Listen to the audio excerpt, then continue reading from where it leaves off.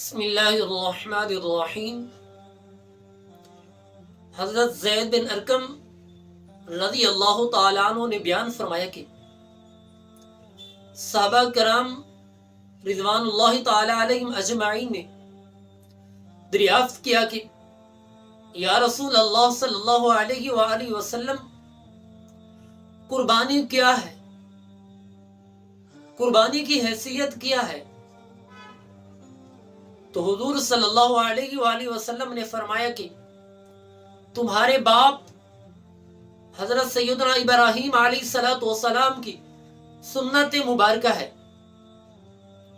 تو صحابہ کرام رضوان اللہ تعالی علیہم اجمعین نے عرض کیا یا رسول اللہ صلی اللہ علیہ وآلہ وسلم قربانی کرنے کے بدلے میں ہمیں کیا ملے گا؟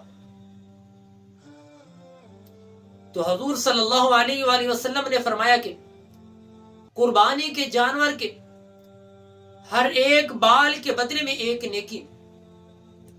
تو پھر صحابہ کرام رضوان اللہ تعالی علیہم اجمعین نے عرض کیا یا رسول اللہ صلی اللہ علیہ وآلہ وسلم اون کے بدلے میں کیا؟